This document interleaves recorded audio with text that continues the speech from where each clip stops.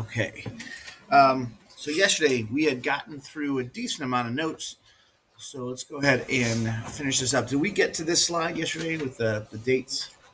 Okay. So part of this was the discussion about new government agencies and the things that we needed to get. If by some chance you missed it, the recording of yesterday's class is on Moodle. You'll see it as the date, which was the 2nd of November. So you guys can always go back and get it from there.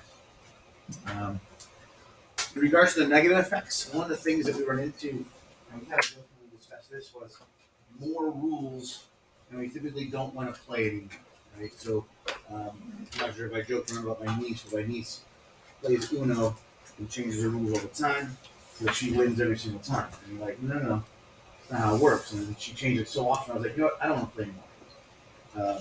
Because you're just cheating. And there's that. Now we were talking about Monopoly. We play Monopoly the right way, days upon days, if not weeks. So sometimes, forget it, I just don't want to deal with it. The thing about New York, we're looking at California, some of the states that are making all these mandates for the restaurants or coming into facilities or coming into locations. You're like, you know what? Some people are just, I don't want to. There's a couple of businesses in the area that decided to just stop doing the restaurant business and started doing catering. We'll just cater, we'll make the food and we'll give it to you and make our money that way because we just don't want to deal with all these new rules and regulations.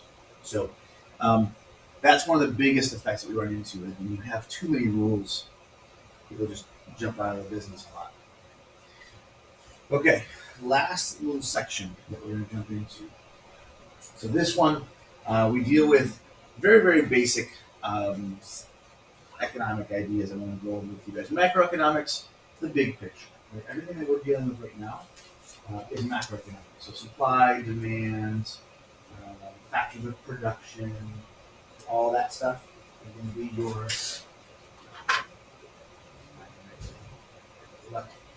get better. Sleep, more sleep. This is what we're dealing with right now in my class, macroeconomics. The big picture stuff. Microeconomics, when we do those minor budgets and the local stuff, if I talk about Chick-fil-A coming into Medina and how it's going to impact that corner and the gas stations and a couple other random things in this area. What might happen to Wendy's and then Taco Bell has to revamp. And if you look at all the fast food places, the Burger King in Brunswick tore theirs down and rebuilt it because now it's the two. That's very nice. It's very nice. They actually went to the old school logo too. If you guys notice that, so they've got the new look for the Burger King, but the old school logo is back up. And then what has almost all of the fast food places done with their drive-through lanes now? Made it double. Right? So everyone's doing the double lanes. Chick-fil-A in Strongsville, they actually closed down. I think they might be opening here soon if they're already open again. But they did the same thing that Brunswick did, and they made that a little walkout. So they made the Strongsville one a double lane as well, and then they put the walkout entrance for the drive-through. So it used to be just the window. Now Chick-fil-A is revamping. But again, that's all microeconomics. It's working this way, so we want to change it and adjust it to make it more efficient for our companies. So that's the microeconomics. That's it. GDP. Did I, by any chance, show you guys the debt calculated the debt plot for the United States? All right. So the reason I bring up the debt plot is because when we look at our GDP, our gross domestic product is what GDP stands for. That is how much output we as a country are producing. Right. So if we typically look at the GDP as our money maker. So if you guys are looking at your trying to think of in your situation right now, does anybody here have credit cards? Okay, does anybody have any money to pay off on the credit cards? Okay, so you guys are all paid off.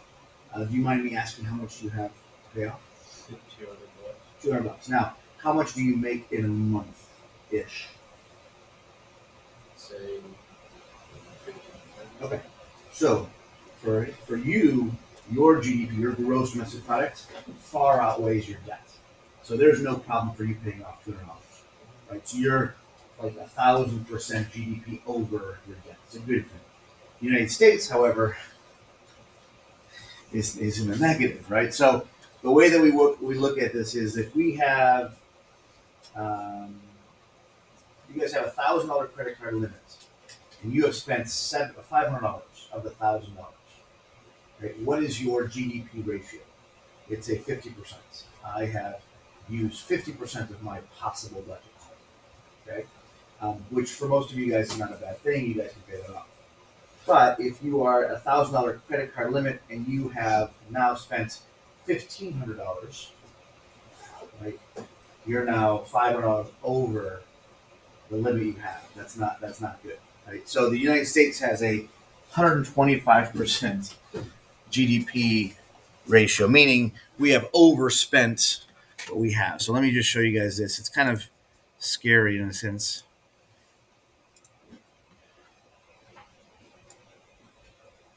This is our debt clock for the United States of America.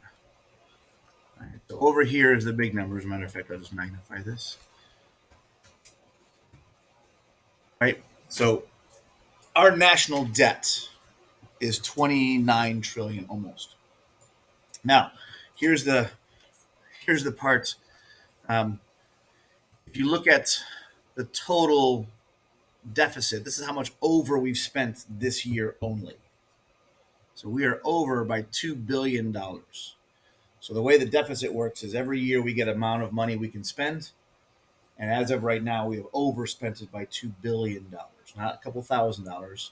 And the reason those numbers keep on going up is because that's interest. We're still paying out to the people that we owe the money to. So it's kind of insane, a little crazy, but that's what we're looking at. Right now, we are, let's see if we can find it, tax revenue. So we're pulling in $4 billion every year, but we're spending $6 trillion every year. So again, there's that $2 trillion over, or $2 billion over. Sorry, is that is it hundreds? Yeah, no, this is trillion. Yeah, jeez. So we bring in $4 trillion, we spend $6 trillion, we're over by $2 trillion, and then we just add it on. So here's the disgusting part. I mean, if that's not already disgusting, I can go back and look at, and this is kind of the infamous year right here. This is on George W. Bush at the end of his term, right? So after he was in office for 8 years. If we look at from George Washington to George Bush, we spent a total debt of the country almost $11 trillion. So we're looking at over 200 years. Okay, in 13 years, from 2008 to 2021, ready? There's that 29 trillion, almost 30 trillion. So in 13 years, we have increased our national debt by almost 200%. Right? If you think about all the spending that we just spend and spend and spend and spend and spend. So that's kind of where we're looking at in regards to our GDP, our gross domestic product. How much are we spending versus how much are we taking in? Right now, if we're looking at, this is an older one. This is not 100% accurate anymore. We have gotten to over here. If I wanted to keep it going, this is about right, but we're actually here. And then we've hit something called stagnation. We've kind of like leveled out right now. So we're not going up, we're not going down. It's just kind of hit that.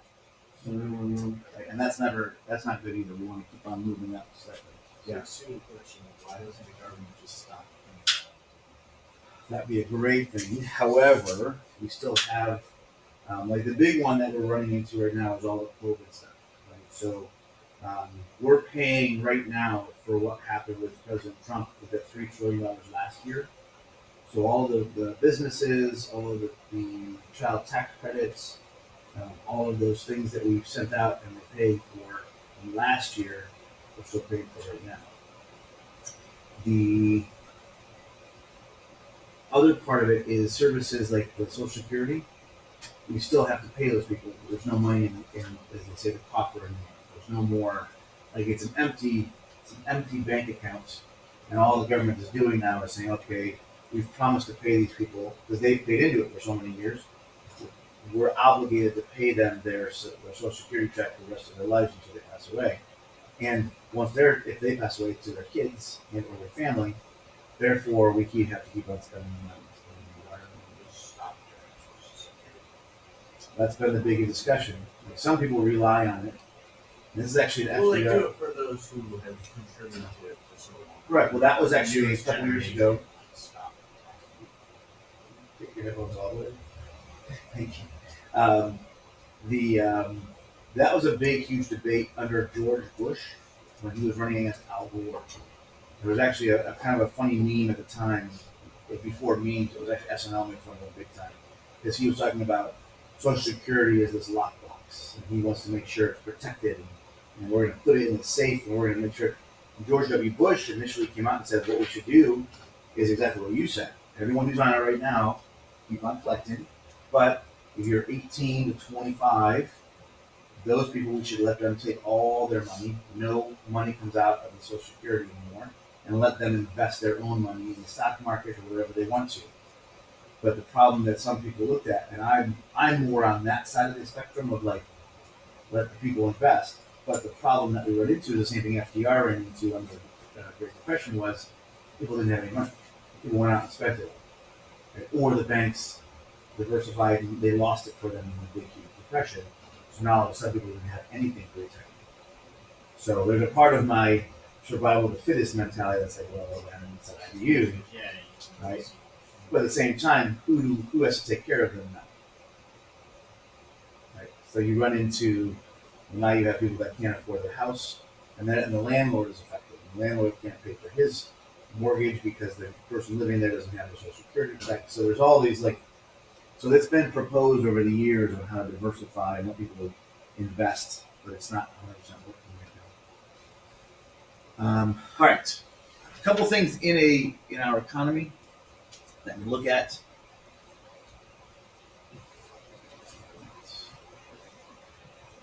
Good. Unemployment is actually typically 4 to 6%. That's actually not a bad number. So when we were looking at that stuff during the stock market, and we saw it was like 5.4%, 5.7%, 4.8%. I mean, all of those numbers is actually allowed for. Does anybody know who that kind of covers? We're dealing with unemployed people. Does anybody know anyone who's had a job and switched over to a different profession? Like that accounts for transitioning employees. Does anybody know anyone who's retired that was in the workforce and is now that's part of that unemployed? Can you go back to work? Of course, it's fine, but you're officially unemployed. How about when physically, mentally disabled? They can't go to work. So that accounts for that. Your age between 16 and 25-ish. You guys are what do you call them? Transitionary. You're between jobs. Who in here has had a job in the same location for more than a year? It's about average, right about now. How about anyone in 6 months? 6 months or more? Okay. So we typically, your age has a job for a year or two. That's like the longest I've really seen, unless it's like a family thing. And then they go to a different job. I don't like that one, try this one. And it kind of happens until you graduate college, you got to find your way.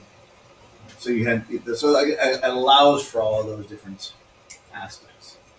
In regards to the growing economy, we always want that. We want it to get bigger, and bigger, and bigger, and bigger, because otherwise,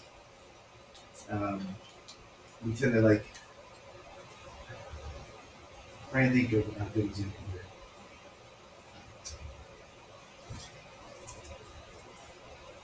Who in here has a iPhone original iPhone from way back?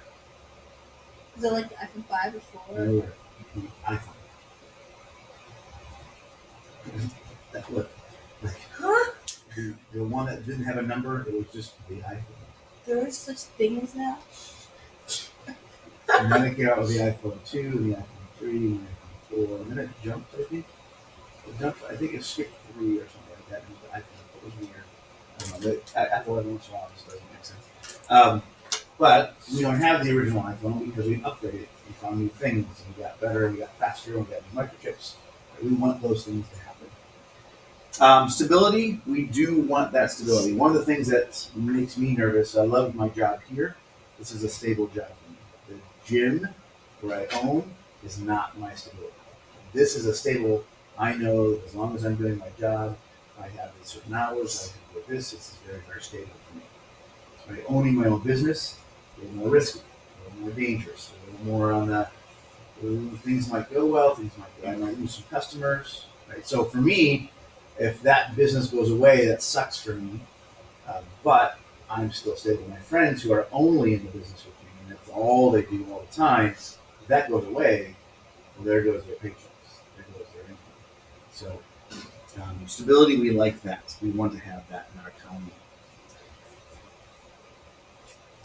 Financial markets. We try to avoid the fraud aspects, right? And one thing now that we're running into is text message fraud, right? If you get a text message and you click on that link, there's potential for the malware now that we are adjusting it for years. All the iPhone computers, Apple computers, anything Apple based was almost free and clear of all viruses because everything was for PCs. So if you had a PC and you clicked on the wrong link, then you would get the tainted worm in your system, and then you have all sorts of issues. It's only when you lean back, you're like, sorry, that's a thing. But then now all of a sudden those hackers have figured out the Apple code, and so now you're running into that situation. Right? Has anybody had their debit card hacked by any chance?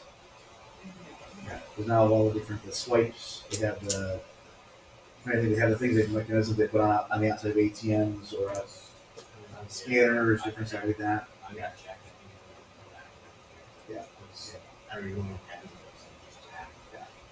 Yeah, that's the only thing that makes me nervous is those tappers, because then all you need is they have these scanners where I can just walk past you. Yeah. And it pulls it from your account. So now they're creating all sorts of new things safely for the purses and for wallets. Supposed to have some sort of microfiber mesh to keep things from. But even the hackers on that end are like figuring out ways around all that stuff. So it's a constant thing. My brother actually does this all the time when he goes to an ATM, and I've now started to do it. When I go to an ATM that's random, not like my banks. Even my bank sometimes I do this. You actually can grab the facade and like pull, and if it's not theirs, it'll like pop off. If it does pop off, there's one side of it. I'm so sorry. But it's supposed to, because sometimes they'll put the scanner on top of it and it looks identical, and then a day or two later they'll actually come and they'll take the whole thing off and they'll record all of your information and keystrokes. So the financial markets and security, we're always looking for ways around that. Economic citizenship, this is one of the things where we get to vote on stuff. Speaking of that, the election, I got to look at the results to find out what happened, and sadly I forgot to vote yesterday. Actually, no, I'm not going to say I didn't vote. I didn't have an opportunity. I had skipped it. So, poop on me if we had an increase in tax and I didn't get a chance to see anything about it. But everything that happened yesterday in regards to taxes from Medina County, for your schools and the levies that passed, that's where we get to say yes, so we're okay with new taxes, or no, we'll no more taxes on this, so we get rid of the other ones. Some of the ones that we've had over the years that I found, the one in Ohio, smoking ban, which we're currently living with right now. Most of us, you guys have lived your whole life with this, so you don't even know anything different. But before the smoking ban, you would go to a restaurant, there's a smoking section and a non-smoking section. You walk in. The funny part for me was, all it was geographic. There was no like physical barrier. Yeah, it was like if you went to Applebee's in Medina, they had the part by the window. That was your smoking section, and then they have like the little physical barrier, but it was still like a window between the two, and then the other sections were not. So, anyways, that was one that people voted on in Ohio. Colorado had the recreational. They were the first ones to legalize. It was Colorado, Washington, and there was another state at the time. They were the first ones to do it. Now I think we're up to 15 or 20 states that legalized marijuana recreational. But even that, guys, keep in mind it's limited. You're only allowed to have like 4 or 5 plants. All the states have different limitations. 4 or 5 plants, and then there's like when I went to Vegas, that Nevada has become another state that legalized it. Really big business facilities for the marijuana distribution. I can't remember what they call them. Very, very nice. Lots of money spent. But the marijuana availability is there, but you're only allowed to buy a certain amount. There's all sorts of rules and regulations, and it's still 21 and over. So it's the same thing as alcohol. But if Ohio legalizes it recreationally, which it's going to eventually do, it's going to be a 21 and over thing. And even the laws in almost all the states have changed to drunk driving. It's now changed to driving under the influence. So now it's a DUI rather than it used to be a drunk driving. So because now we're running into people with marijuana impairment while driving. Gay marriage was a thing originally back in the 2010 to 2015, and then in 2015, the Supreme Court changed it, so it's universal now across the country. Ohio tried to get it back in 2015. No, 2015 was the first time they did it. And when I brought up the law for all my students to look at with me, we read through the whole thing. The girls, there was like one girl that I would know was absolutely in favor 100%. When she read the law with me, she was like, oh no. There was one company that was going to control the whole marijuana production in Ohio. And they had a lot of influence over everything. And so she's like, no. Because she's like, part of her thought process, this girl, I remember having a conversation today, because I want to start my own company. Well, under that new system, it would have been the one company only. This one you're going to see come back up, the Supreme Court version. But this one was kind of a fun one I came across. Bear hunting in Maine. They wanted to allow pastries and donuts as bait. So the people of Maine voted it down because they didn't want more bears. They already had enough bears. They didn't want them coming out, so the woodwork. Like, let them stay in the woods. And because if we have donuts, and that's becoming part of their taste and smell, then all of a sudden they're going to come into the cities where the donut shops are. And that's what they look at. Like, open up your donut shop and there's a bear outside your front door. Waiting. That's so good. Just feed the donuts here. Yeah. Go away. Yeah. Some of the stuff that we also run into technology-wise is all the new stuff that we have been creating. Right? So if you look at the old stuff, even the iPhone, right? Those things become obsolete. You just don't use them anymore. I think when I showed you guys the economic growth, all the different TV remotes I've gone through in my lifetime is kind of crazy. What's funny is the one big remote I remember my dad having years and years and years ago. I think we only used the channel up, channel down, volume up, volume down, and maybe play and rewind for the VCR. But that was really good.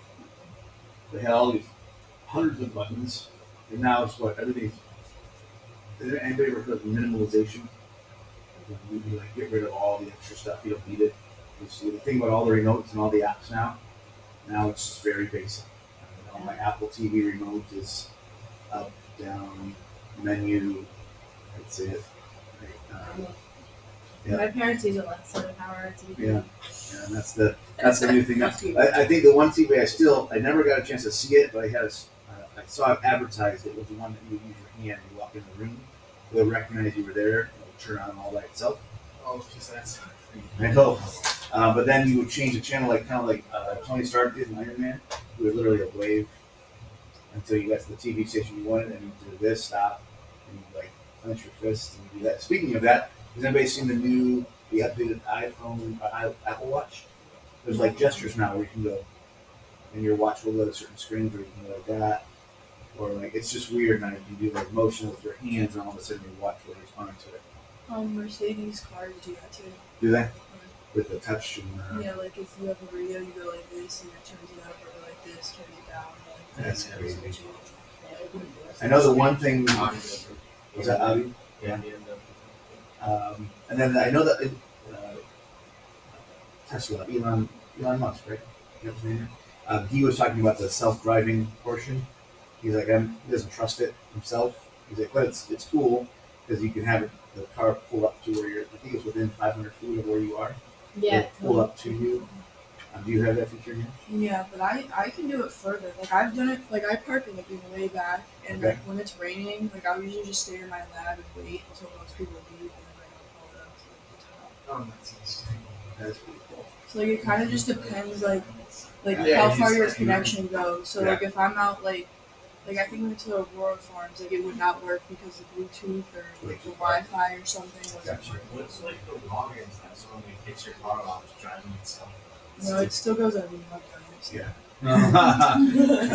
Which is probably wise to like wait for everything to go. So again, location.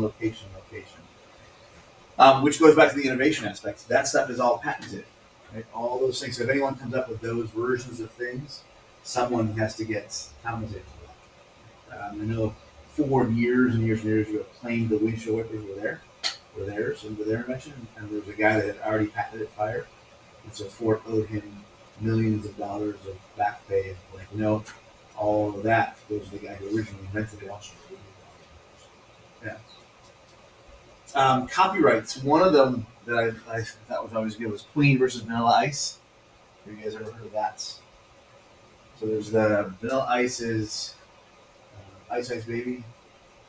Right, so that's the one. Queen's originally was Under Pressure, and they're Yeah. So Queen sued Vanilla Ice because Queen's song went bum bum bum bum bum bum bum, but that was just their bass line the whole time, the whole way through the song.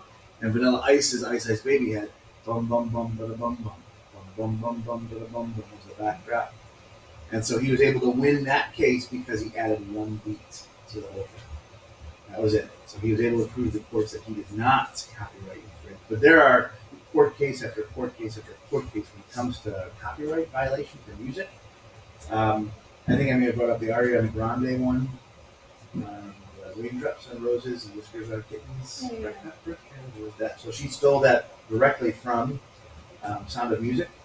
But before she even did it, she actually went to them and said, listen, I have a new idea for your song. I will give you, I believe it was 80% of all profits on this music will go to you. I'll take the other 20%. So she initially, she headed it up in the past and said, can I have permission to use your music before I actually do it? The other one was Weird Al Yankovic and Coolio, Amish Paradise, and Gangster Paradise. So that one, Weird Al Yankovic was originally had the permission from the publicist, but not Coolio. And so when he made Amish Paradise, all of a sudden, Coolio heard it, and rather than being flattered, he sued him and won, as Coolio hadn't given permission to use the music. For those who don't know, Weird Al Yankovic like spoofs everyone. Yes, if you get spoofed by Weird Al Yankovic, you've made it. Who here never seen Hamilton? So he did a whole spoof on all of Hamilton's music, and he did it in like polka. So he did Hamilton music with polka music in the background. Happy Birthday at one point used to be copyrighted. Someone was a genius. That's why if you go to a restaurant, sometimes you'll hear them not saying Happy Birthday. They have their own version. I think it was 2016. Supreme Court came out and said it's universal. It can't be copyrighted. That's everyone can have access to Who that. created it? I don't know. Shut up. I'm gonna cry. Leave me alone. All right. So for this one, we talk about public things that are provided to everyone. You guys are currently living in a public good. Your schools, your home schools, are public goods. These are things that everyone has access to. Our tax dollars pay for it. You're not paying extra. The only thing you guys pay for extra here is your toolboxes or the things that you get for your labs that are needed for the program. But if you're in a program that doesn't require any of those things, then you would have no more extra expenses because it's all tax dollars that go to fund the schools and teachers and maintenance and you name it. Same thing with our roads. Same thing with your garbage pickup. Same thing with your electric, your gas, your water. We'll get to more about that later on. There's something called government monopolies, where the government allows for certain companies to kind of run certain things. There is the reason I put some say that it's inefficient or impractical to have it individually paid is because there are cities that have played around with this. On a local level, there's a place called Sandy Springs in Georgia. They went private with everything except for the cops. The police and their fire. It's still run by taxes, but everything else they privatize. So if they want to do the garbage, they went with a private company. And their argument was, we can fight for a better deal with a private company. Right? So if Tony's company is my garbage pickup company, he's been doing this for years, and I'm paying him very well, but it starts to kind of get slack, and he's not picking up things, and there's some garbage that's like getting left out, and some things are happening. But then Cole comes to me and says, "Hey, listen, I can provide the same service Tony does for $100 cheaper every month for all of those people that live in the community." Okay, well, if you can beat him, then I'll go with you. And so the competition aspect now, Tony's like, "Well, no, don't leave me. I'll hire more people and we'll get this thing taken care of." So now I, as a city, can lower my taxes because these guys are fighting for the lower fee. Right? So you start to play that game. So some people will look at that at the public sector benefiting from that. Costs and benefits. This is when we look at the taxes, right? So if I were to have only the people that have kids going to school pay for school, how much would their taxes increase? Because right now I have no kids in the system, so I wouldn't have to pay taxes then because I'm not using the system. So we would have to take on your So taxes. you guys would have to take on my taxes. So I would have to then divvy up what I usually pay amongst the people that have kids in the district. So think about the thousands upon thousands of people that have no kids in the district, or their kids are moved on and they're out of the district and no longer using the schools. They've all graduated and they're now in college and moving on. Right? Think about how much your taxes will go up based off of just that. So part of the idea is if you divvy it up amongst everyone, community benefits, therefore, so like Hudson years ago was nominated as like the #1 school in Ohio. Hudson? Hudson was one of the top schools. Solon was like 2 or 3, second or third. Right. So typically, if we find out that Brunswick is like, I think Brunswick is like halfway, like right in the middle of everyone, and the data is like around the same, it becomes this small little itty bitty little fights amongst like Highland School or better than Brunswick School. But it's a little status aspect. Right? And then the other thing too is if I know that school district is really good as a parent, I may want to move into that district because that's where I want to. So you look at it from those perspectives as well. The free rider problem is essentially a moocher problem. We ran into it here at school just recently. You heard about the graffiti in the school bathrooms. Okay? That's a free rider problem because it's not their home, it's not their personal property. It's free to everyone, so I don't care if I get caught. It doesn't matter to me. If I get caught, maybe my life sucks for a couple of days. I'm suspended. Right, but whatever. It's a public system. Okay. Who here has ever heard of Jump Park over there by the Claggett Middle School? Right? Does anybody know how many times it's been lit on fire? Lit on Lit on fire. fire, like people try to burn it down. Not the school, the park. Because it's public. Because people are like, yeah, it's not my personal park. I don't care. Let's light it on fire. Let's light it on fire. And legit, that's as silly as it is, that's the thought process. Like, oh, let's see if we can make it happen. It's not mine. Right? When you have your own things, you take care of it. But when it's publicly provided for everyone, It's still respectful if you care. no, I agree with you. One of the things I ran into, a good example, you guys remember when you were little, your parents bought you new shoes? And you were like, oh, yeah. And you run out, you just run and jump, and you come home and they'd be dirty, and your parents would be like, oh, I just bought those for you yesterday. And you'd be like, oh, yeah, thank you very much. And you kick them off and throw them around the house and then run off and start playing with your toys. And if your toys broke, you're like, whoa, Mom, Dad, I need a new toy, it broke. And they're like, I just bought that for you. Right now, who in here has bought their own shoes or something for themselves in the past 2 or 3 years of your life? Right? How much of you then goes, these are my new shoes. I just bought them. Stay away from me. I actually had almost a fight in the hallway a couple years back as a kid bought the $300 pair of Jordans and someone scuffed them. That's messed up. I would totally fight someone about that. Don't scuff my Jordans. The thing was, it was not on purpose at all. The guy was just standing at the door talking to me, and some guy was just walking. He was like, "Hey, see ya," and he turned and just scuffed the shoes. It was like, and the kid was like, "What the?" Get over yourself. Right? No. The idea here is, It's not worth causing a fight over Pair of Yes, shoes. it is, especially Yes, for it is. Jordans. Well, They're then, nice. so here's the argument to this: don't Every- wear them to school then.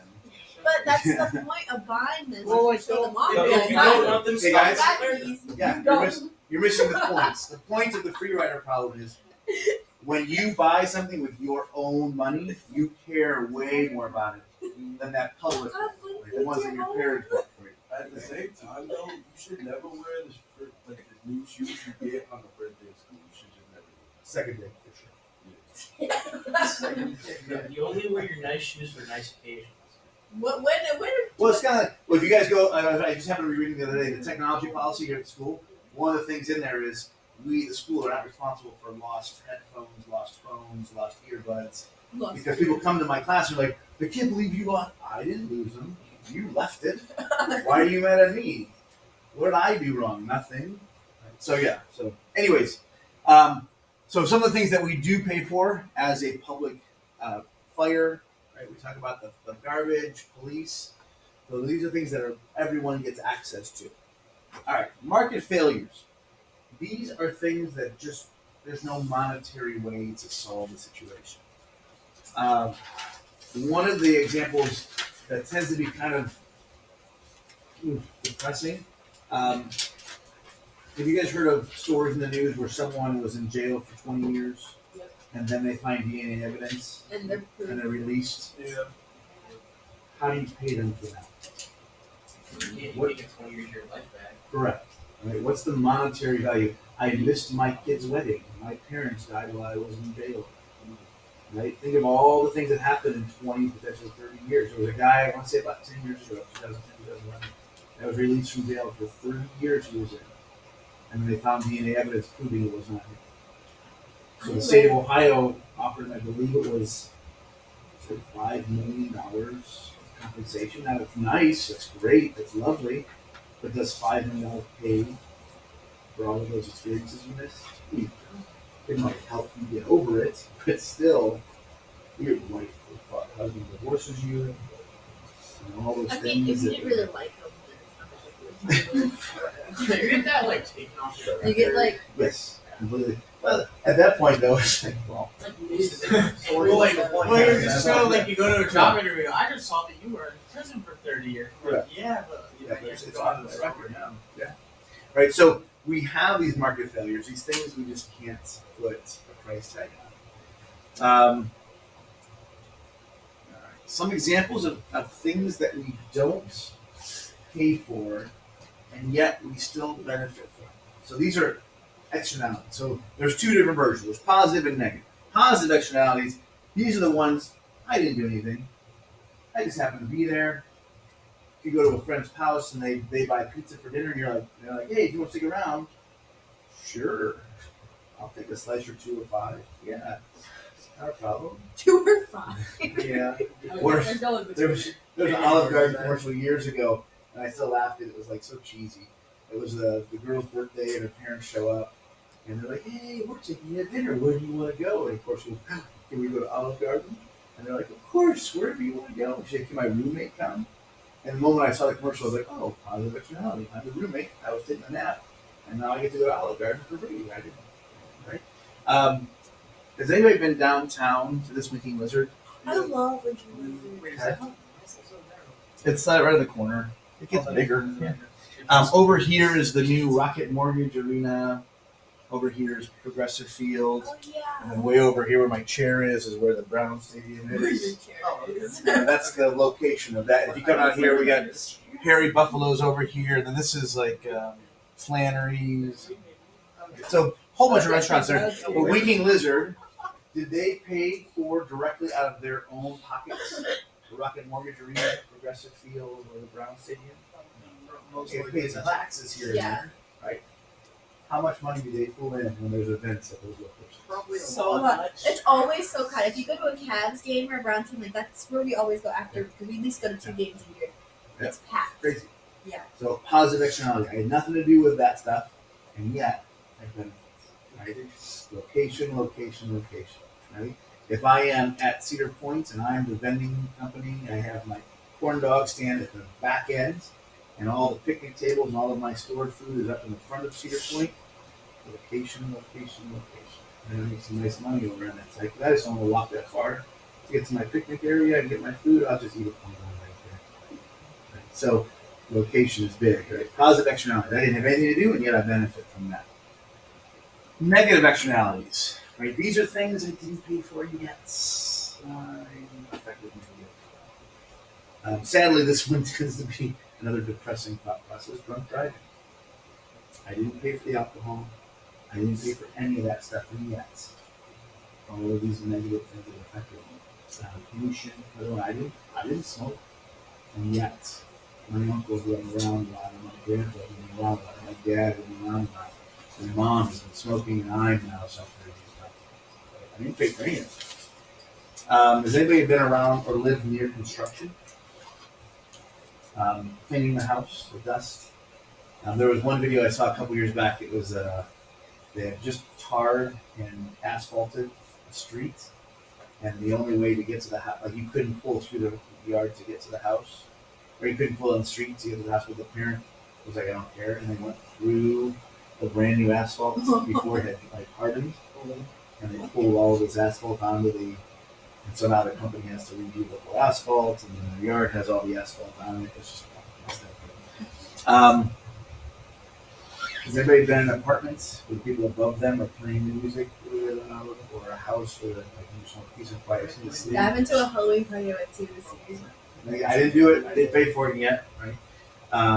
Construction, pollution, congestion. I mean, that traffic congestion. It does suck. What happens when you're number 3? What's that? I don't know. Right there it is. I put a transition on that one, but nothing else. Includes fantasy. The goals of the government is to minimize those externalities. Right? I want to provide you all sorts of good stuff and not the bad stuff. So when you have the construction, you try to push it fast. Okay, the only one that was super close in Medina, you know what they're doing now? Main Medina, the road down the middle of Medina, like 2 years to finish. Less than 30. And then they tear it up like once a month. Seriously, it's like Akron. Like when you're downtown, you're constantly It's like doing 76. something. It's terrible. Yeah. It's just annoying. Really crazy. And then they finish something. It's 77. Yeah, 7. You have to take a 10-minute round trip just to get back on the island. 71.